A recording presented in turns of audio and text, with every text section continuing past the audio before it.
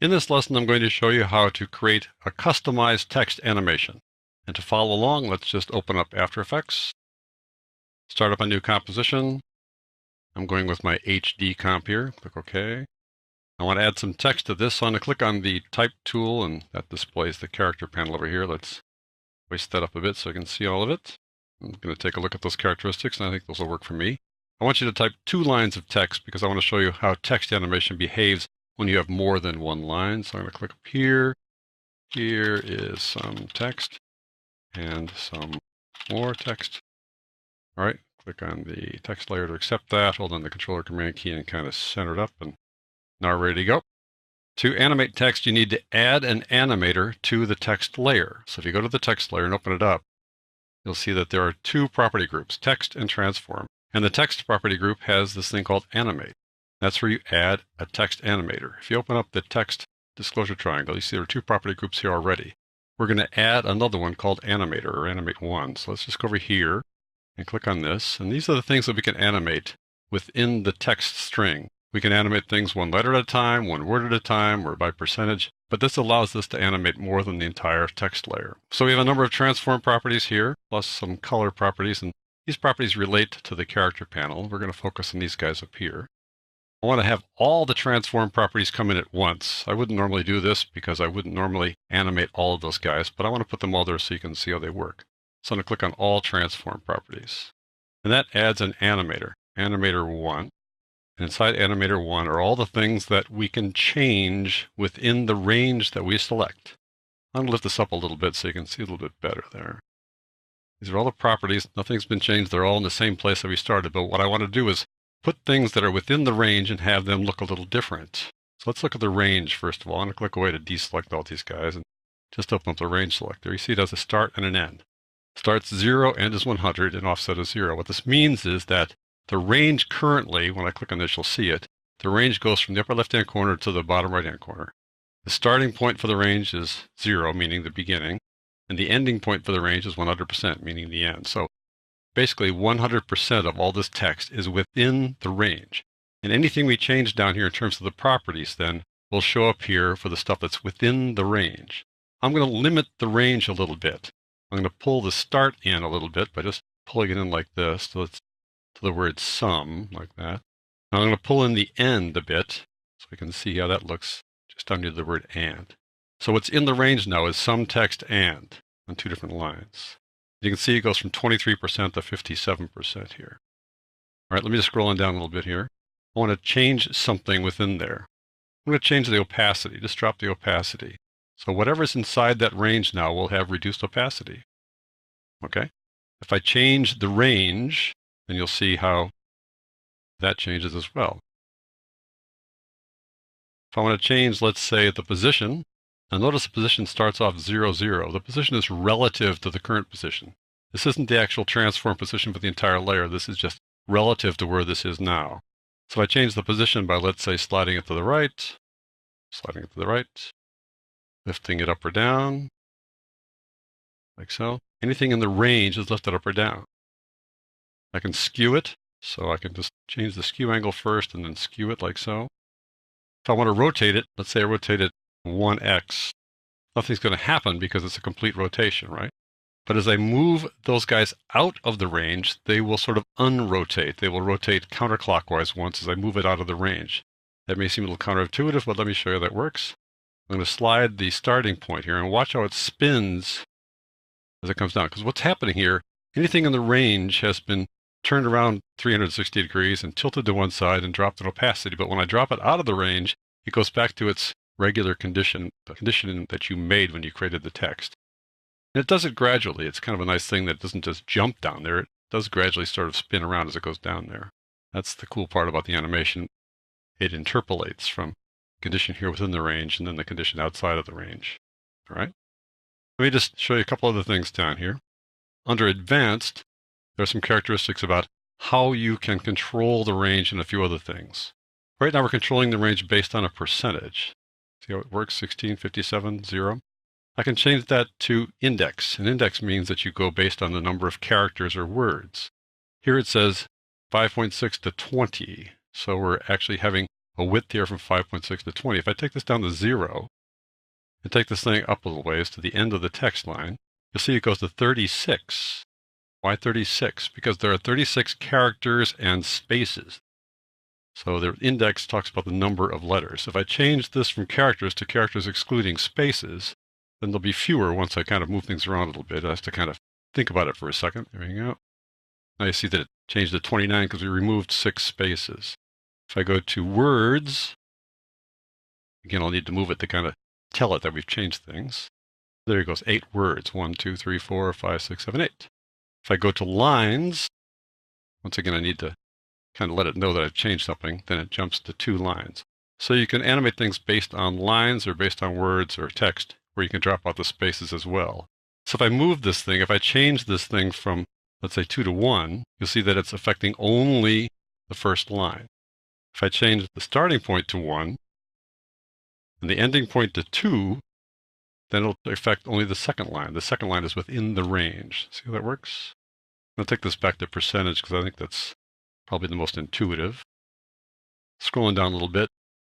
A couple other things here. We're not going to deal with all of these things, but I kind of want to give you a sense of how this works. Instead of square, you can ramp up, it's called. I'll show you how that works by just scrolling through this a little bit. See how it kind of gradually comes in there? It's called ramping up. If I ramp down, it'll be on the other side of the text. It'll ramp down, meaning as it ends, it kind of ramps down like that. There we go. Scrolling down a little bit more here. Ease high and low, that's also kind of how it comes in. You can change how the animation works. We keep this back at 0 for now. If you want to learn more about these guys, feel free. If you randomize the order you turn that on, then the text does not come in sequentially. It sort of comes in on its own little order, depending on what's called the random seed. So you can look at it, decide, okay, let's see, it's starting over there. I change the random seed, it'll start someplace else, but it's always going to be the same depending on the seed you select. So if you select this thing, let's say seed 13, and when you animate this thing, it'll always animate the same way, but it's going to be random if you can follow what I mean by that. It's random in terms of how it works like this, but once you select the seed, then it'll always behave the same from one instance to the next. So I'll turn that off. So that's the basic process for animating something. Now let's say you just want to have the animation be, let's say, within a certain range. So I'm going to slide this over a little bit to have that much. I'm going to turn off the ramp thing because that's kind of confusing things. Go back to square like that. And what I want to do is make the area that's inside the range a little bit more obvious. So I'm going to add a color to it. So even though I've selected all those things initially, I can add more stuff to my animator if I want to. Sometimes this confuses people because there's this animate flyout menu, there's the add flyout menu. You can add properties to an existing animator like that. In other words, whatever's in the range, I want to add a color animation to that as well. Then I add it to the existing animator. I go add, property, and I want to add a color, fill color, RGB. Now, we've talked about hue before in a previous lesson. You need to have some kind of a color underneath it, and white doesn't work when you want to animate the hue. So I usually go with RGB. And by default, that turns things red. That's just the default color for when you add a fill color to red. So we'll keep it red for now, but we could change this if we wanted to. Now what happens is that you can see that the things inside the range are now red. I'm also going to change the position a little bit. Let's see, we want to drop it down some more like that. There we go. We go up here now. So let's say I just want to have something inside a certain area. So I'm going to take my little starting point there, and I just want to have this much like that and this much inside the range. Just those things in red there. I can animate, let's say, the color by clicking on keyframes for the color, going a little bit like this, again the color swatch and changing to another color, which is really great that you can actually animate color changes over time. Change to another color, like purple or something like that. And now I'm done with this. I won't be animating the text across the text. I'll be animating only the text within that range. And you can do this. Notice how the colors are changing. Let me increase the opacity so you can see it a little better. I'm just animating the color inside that range, which is something you can't do with a typical text string. You can only animate the entire layer. So here I'm animating part of the text string. Let me lift that up a little bit more so you can see it. How about that? There you go. So there's one thing you can do. You can just keyframe the properties here for a selected range. This is not usually what people do when they animate things, but it can be done. So let's say if I want to keyframe the skew, for example, I can take skew back to 0, for example, here like that. Put a keyframe for 0. Go along like this. So let's say skew like that. Then go back to here like this. And put this back to 0. So if I wanted to just kind of wiggle that little section of text for some reason, I could do that. Just have it singled out like that. Just select that certain area. But that's not usually what you do. Usually you select some properties here. You don't animate the properties, but you animate the range. So I'm going to turn off those keyframes here. Select those guys. Delete the keyframes. Put this back to 0 for the time being. Delete these keyframes as well for the color. Put this back to like red to begin with. There we go. All right, now I want to animate the portion of the range instead of animating the properties within that range. So usually we do that by animating the start or the end of the offset, usually not more than one of those things. So I'm going to go to the beginning here. I'm going to put this thing back to the beginning to 0%. You can't go less than 0. You can't go more than 100. So now everything is in the range. So what most folks typically do when they animate text, they might animate the start or the end of the offset. If I animate the start, watch what happens as I go across here. Things go out of the range and return to their original condition. That's what's happening there. So typically when people want to animate something onto the screen like that, from left to right, they keyframe 0, then they go along a little ways like this, they take this to 100%. So it animates on like this. There we go. And if you want to speed up the animation, you can pull it closer, like so. And if you want to get rid of those little red lines, I just click away from the layer name, so that's not selected. Then it comes on without that red line showing up. That's how that works. And typically what people do when they animate something on is they have opacity set to 0 for that selected range. And then they just kind of appear now as they come out of the range. See that? You also might have them off the bottom of the screen or off the top or off to the right, something like that. All right, let me just bring the opacity back up to something so you can see what's in the range anyway. So there you go.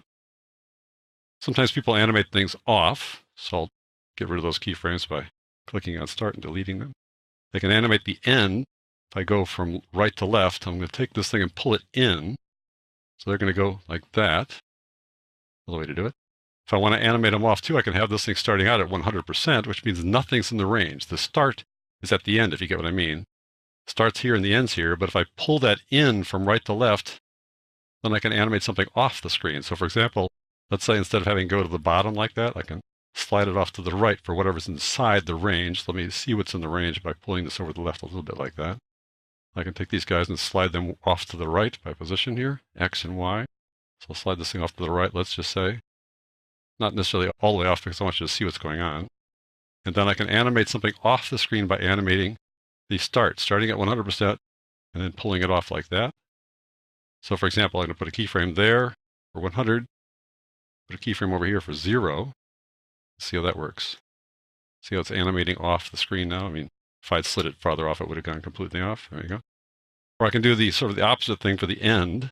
Put this back to 0 and have the end start at 0%. So in other words, we're not showing anything in the range now, but as I pull this across, things are going to animate from the front of the string, not the end of the string. So we're moving the ending value here into the string. See how that works? All right. And finally, sometimes you just want to animate part of the string and have that animation move through the string. So I'm going to show you how that works. You need to select a portion of the string. So I'm going to slide the end over a little bit to the right here. So let's say 10% or something like that. There we go. Let me turn off the keyframes for end there.